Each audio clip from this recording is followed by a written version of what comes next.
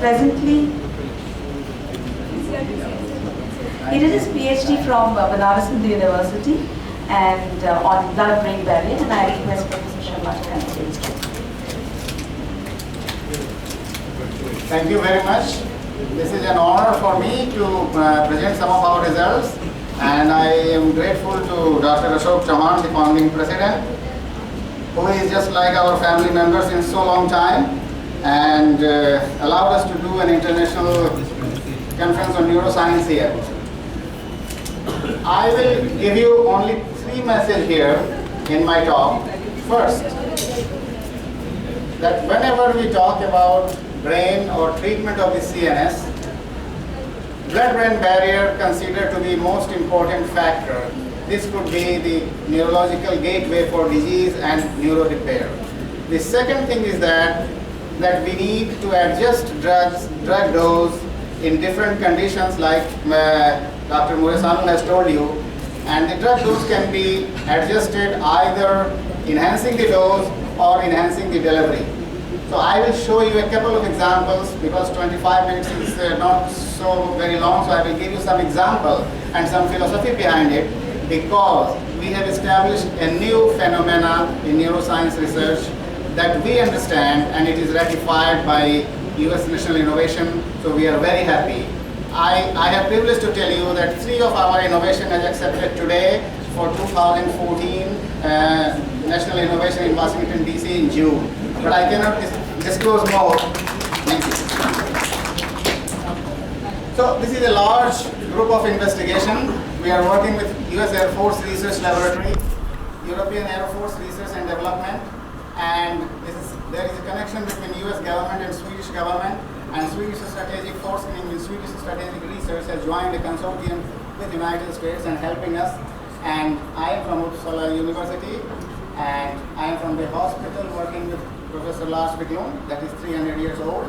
And I'm just showing you some overview, not many basic data. I have to disclose that whatever I am telling here or disclosing here is my personal opinion. It has nothing to do with US government, Swedish government, or any other organization that we are working for. The idea that blood-brain barrier could be a very important part, I owe this to my Professor Prashanta Kumar Day and I think Silva Murthy here. We are quoting his works before working in neurophysiology and got an award in Madras. So, reunion, sir. Thank you.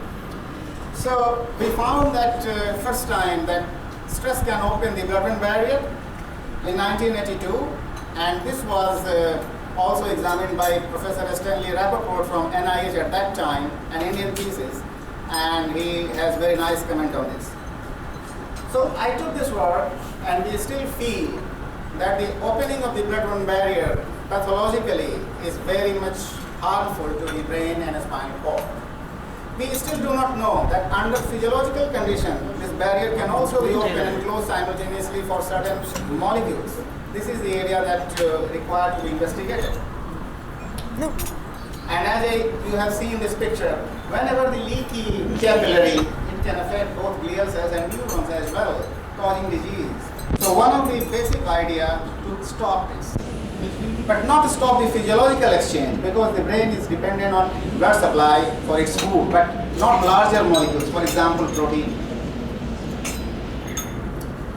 I consider myself from neurophysiology to a convert to neuropathology, and my mentor is Professor Inge Olsson from Sweden, Uppsala University, and he was also president of International Society of Neuropathology.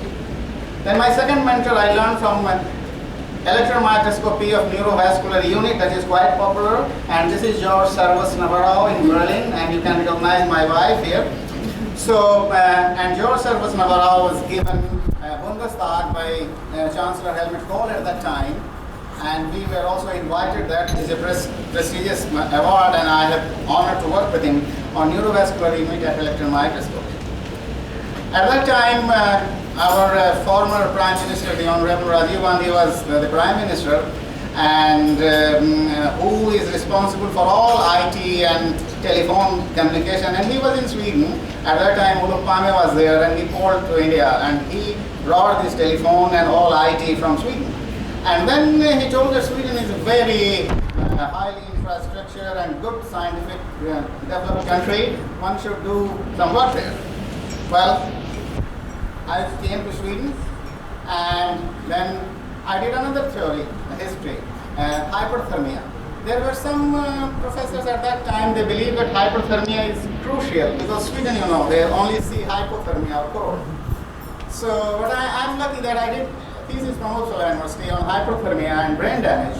And to my utter surprise, this was decided as one of the best basic medical research theses of that year and awarded with Wasser Prize. I'm not telling this for my own praise, but my point is that we are doing right. So take this message in this spirit. So we are working in the idea that whatever CNS inserts could be, it could be million types of inserts. If the blood central nervous system barrier is broken down or opened briefly for large molecules, it can produce all kind of pathology leading to cell death. So our hypothesis is that either we stop here or here and try to see whether we can have neuroprotection. In 2003, we came across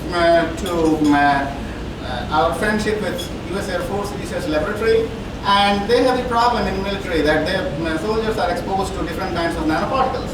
So at that time, nobody was knowing that whether nanoparticles can affect the blood-brain barrier.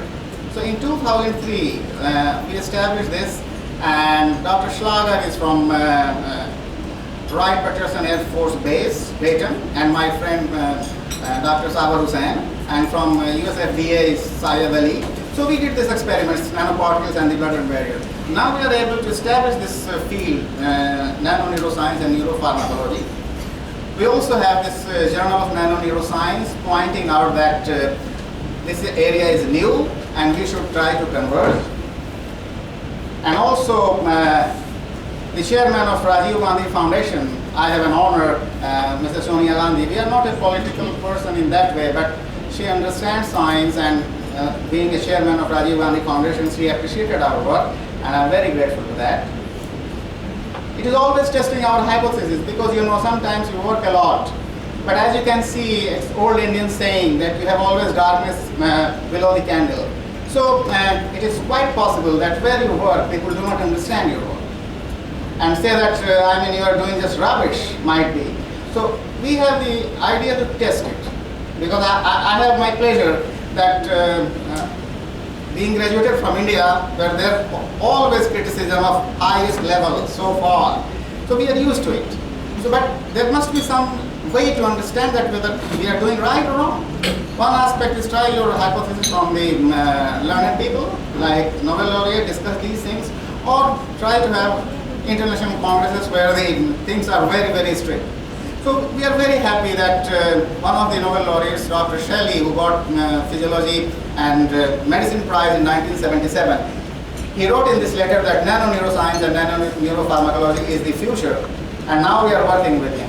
The another Nobel laureate in chemistry, Aaron Shikanover, who discovered ubiquitin, we met him several times, and this was taken in Las Vegas recently. We presented some paper on ubiquitin, and he said that you are doing very good work. These are the real world. No matter if anybody can recognize our work at home or abroad, who cares about that? So then we are also happy that we got our work invited, and these are some of the papers we are writing. Recently we submitted this review and published in Amino Acid telling that nanodrug delivery, and now just we have come across this paper. This is our review, functionalized iron oxide nanoparticles that is used in cancer drug delivery, and our work is to try to find out that whether it is doing any harm to the brain. Our other main collaborators are, we are doing great collaboration with China, and some of my great Chinese colleagues are here. And the question was that whether we are doing any traditional medicine from India. Of course, we are in, this is in pipeline, but we have initiated a study on traditional Chinese medicine as a neuroprotective agent. And Ministry of Science and Technology has given us good support for a longer time to work on that. And we are doing with Dr. Lin Yan Feng from Shijiazhuang, China. And also, this is Dr. Shiking Feng in Tianjin, the other place in China. It's very nice university. We are collaborating with that. And this is the Capital Medical University. These two colleagues are Swedish PhD from Karolinska Institute. So we are also collaborating with them on various aspects of traditional medicine and neuroprotection. We also have some support from different aspects. This is the Harvard Hospital and Mr. President of that hospital. And we are very eager to continue this kind of work on our neuroscience of common interest. And this is the organization that is National Innovation and Summit, Innovation Summit occurs every year. So in 2014, we just got accepted. And last year, the work on cerebral and neuropathic pain was given top 20% technological award. So these parameters tell us that we are doing right and going in right direction. However, our problem is that whatever we do, still we have not understood many things and we need to learn more. Considering the situation of our soldiers for which we are working in a laboratory model, these are the common situations. They are exposed to dust and also different kind of nanoparticles. Missile explosion, gunpowder explosion, all they are exposed to that. Under such circumstances, if they get injured, we do not feel that their injury is quite similar as occurring in a normal place. And as Dr. Neuroscience has shown you that the drug treatment may not affect in a similar way, they require some adjustment of the dose. So we have focused some of our work in this book in 2012, these new aspects of neuroprotection. And this is Dr. Shelley. Now we are working with CRF, small CRF peptides, nanowired and delivered, because he got Nobel Prize on CRF peptides affecting brain function. So he is in Florida and we have started a cooperation since last year. And this is a carbon nanotube where you can put drugs here. Dr. Russell Andrews has shown you in detail that how it can be delivered. But we are not using at the moment carbon nanotube. The question is that whether carbon nanotubes can also produce toxicity. But I will probably tell you next year because we have some observations and it is still under pending for evaluation at innovation. This is Dr. Wang and this is Dr. Ryan Tian. They are in University of Fayetteville. These are the persons, and Dr. Ryan Tian has a patent on nanowire, titanium dioxide nanowire. We are collaborating with them. So he leveled our drugs. So we also know that everything is perfect and scientifically correct. Although the father of nanowire is Dr. Pudong Yang from the University of Berkeley, but he works as an engineer. But we are using in medicine. After coming in contact with Professor Huang, we got excited about the stem cells. I have no idea in great detail as Dr. Huang has, but since we are collaborating with them, we found it out that if we nanowire a stem cell, they can survive longer and their effect can be much more prolonged. It means, I do not know, but it means that the number of injections either could be further prolonged or require less. I have no clinical idea about that. And then there are several understanding that stem cells are grown on nanowires, they live longer and have they die much less. On different type of nanowires, their growth is much faster than normal situation. And these are titanium nanowires, as you can see that they grow much faster. So then we try to study some investigation on neuropathology. We are basically neuropathologists. So I will show you a couple of examples. So what we did, that we have given nanowired stem cells, titanium nanowired stem cells in brain pathology of diabetes. And you can see here that stem cells alone and nanowired stem cells, this appears to be much more superior in protecting neurons in the cerebral cortex than the stem cells alone. This is one example. And as our friend Neuroscience has shown, because we have the collective idea that we must understand the comorbidity factors, not the healthy animals alone. And you can see here that nanowired stem cell is doing much better than the stem cells alone. So not only drugs, but also stem cells, if they are delivered by nanowiring technique. Currently, we have the license of titanium nanowire. we can have better result. This is also an example that blood-brain barrier permeability, and you can see that nanovirus stem cells is almost near control as compared to the stem cell alone, and the damage is here. Being a pathologist, we must test at higher level or ultra-structural technology. So not only light microscopy, we went to transmission electron microscopy, and as you can see that the myelin vesiculation is very important for all kind of central nervous system damage, and in diabetes this is one of the most important part in damaging. You can see here that nanovirus stem cells prevented myelin vesiculation. This myelin is much more better than this stem cell alone as compared to the untreated group. Of course, this is very costly experiments, and we need lots of money in terms of millions of dollars to work on these things. And no national government can provide these experimental bases, so we are pooling resources. And since our friends are from Arkansas, faithful, this is the sitting governor of Arkansas and a social democrat. Of course, now we are also social democrat from Sweden. So they are supporting with some money to work done in Arkansas. And this is a lot, but we are getting help, you know. And this is our friend Dr. William Slicker. He is not here, but next time he will be here, he told me. So he is the director of US FDA also in Arkansas. And we started this basic work of nanoparticles in his laboratory. And it appears that the US government has analyzed us neutrally. And I was surprised to have this certificate of excellence. Again, I'm not praising up myself, but the point is that our work is right, therefore it is understood in a better perspective abroad. Sometimes you have this problem, the darkness behind the candle. Regarding spinal cord injury, this is a very old phenomena. As you can see that this is a British soldier, 1805. He had a spinal cord injury, and at that time there was no way to save him. This is another example. The 20th US president, he has an injury in the spinal cord and he died. Because at that time there is no possible way to save him, and these are still kept in the museum. Then we came across, as I told you, this is Professor Wan. And this is my colleague from Sweden, Swedish PhD, now he works in China. And Dr. Sandberg, who is the chief editor of Cell Transplantation, its impact factor is 6.7, and his wife.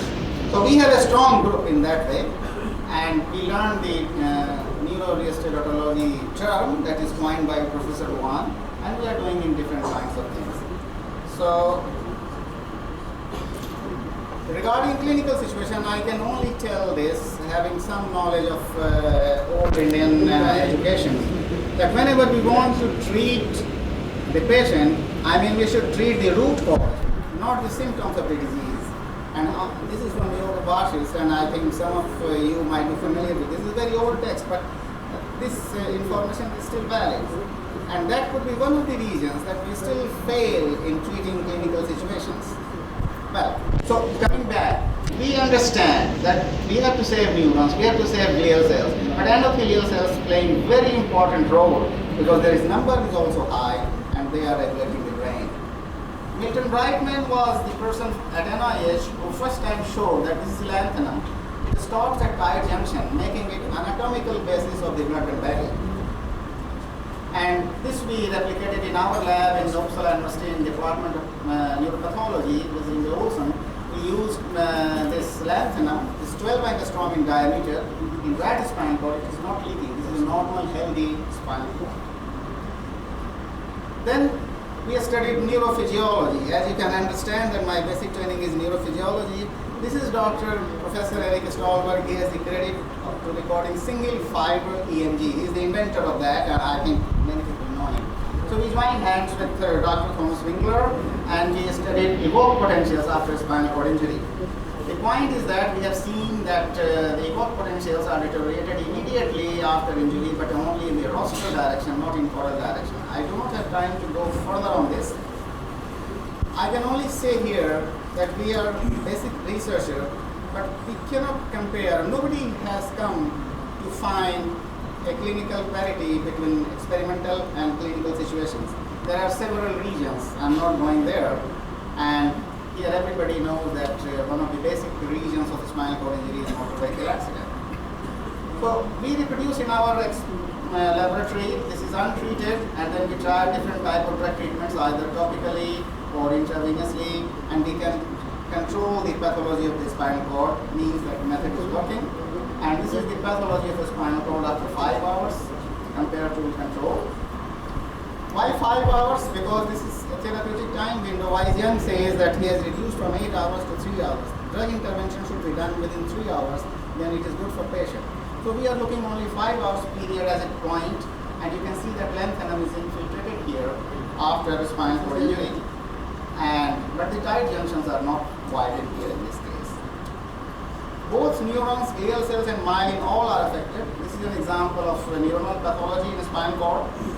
This is glial pathology in the spinal cord, and obviously this is axonal pathology studied by myelin-basic protein. I cannot say that one factor is important for spinal cord injury. At the moment we are working, there could be other hundreds of factors, but these factors we are working, we believe that they are endogenous neuroprotective agents. And these are endogenous neurodestructive agents. Here neuroprotective, and here is neurodestructive elements. So we have used combination treatment, BDNF plus GDNF, and we can get better result than BDNF alone. There was a question that growth hormone given is producing hyperglycemia or hypoglycemia, could not understand what is the mechanism of acting. I can tell you here that we have applied growth factors. At that time, nobody was knowing that it has an involvement on the nitric oxide upregulation or downregulation. Here we first time saw that BDNF given or IGF-1 given topically over the spinal cord is also able to reduce upregulation of nitric oxide synthase. So in vivo situation, many crosstalks are occurring. The only thing that we must want to know, and we have a proof at electron microscopy and also at immunohistochemistry.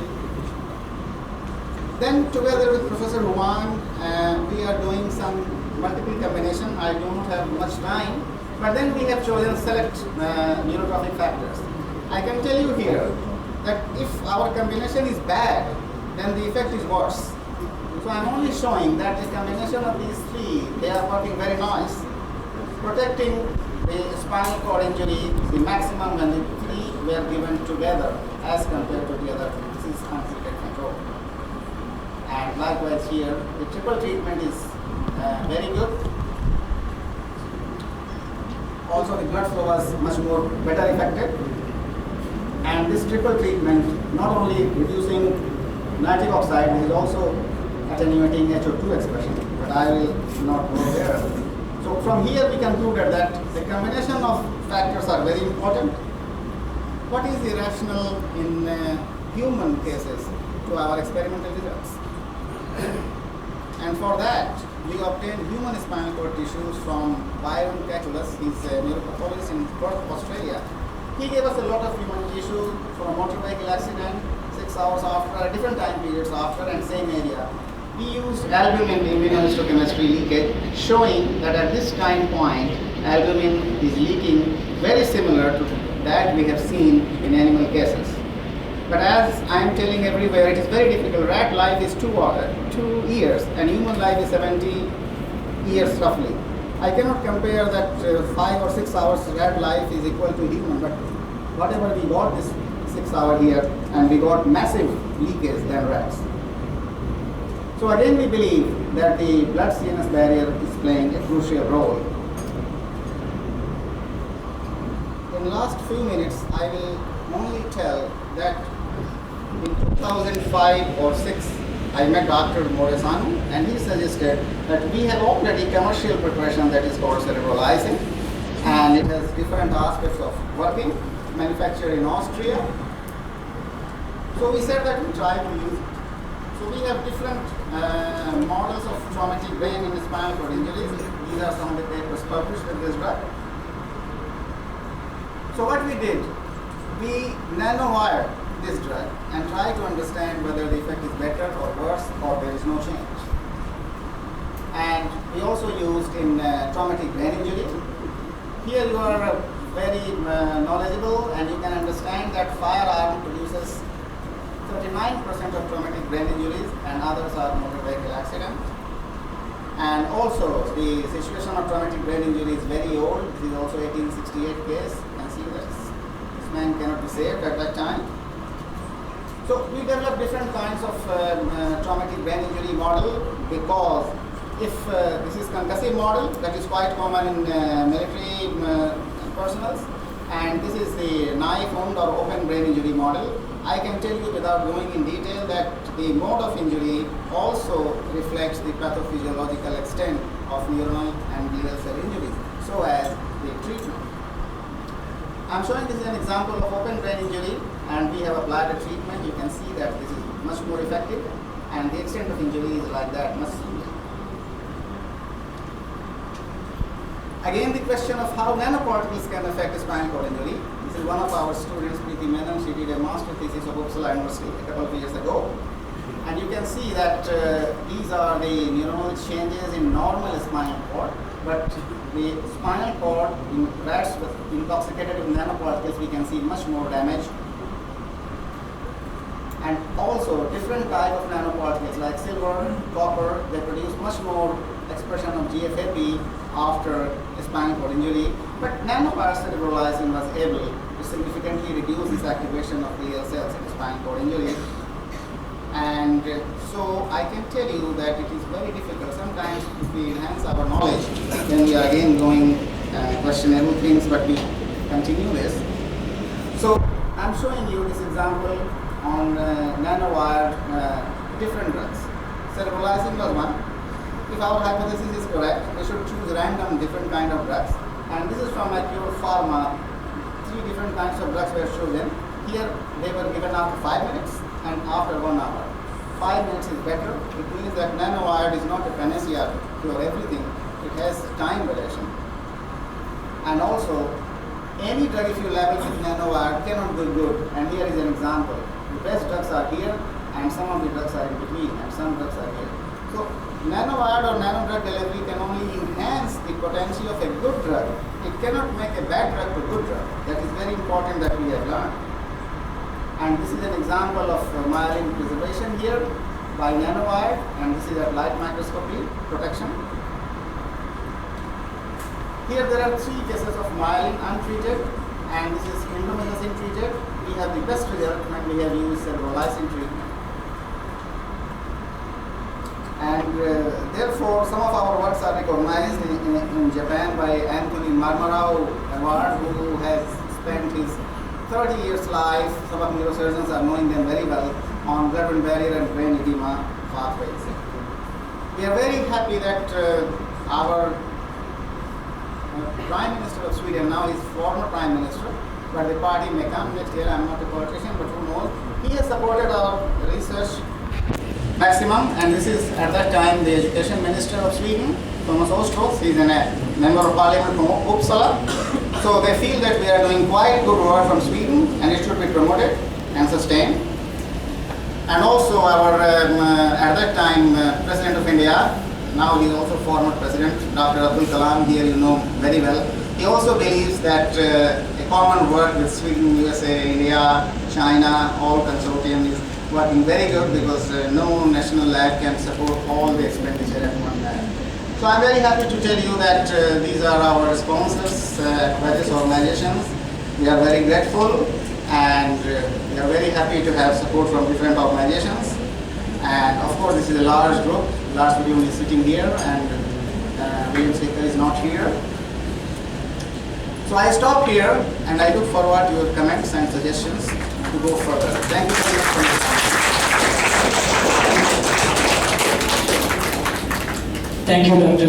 Harishankar Sharma. I think it is very, very important presentation. He made it very colorful and interesting in his own presentation. He brought out a very important issue of nanotoxicity.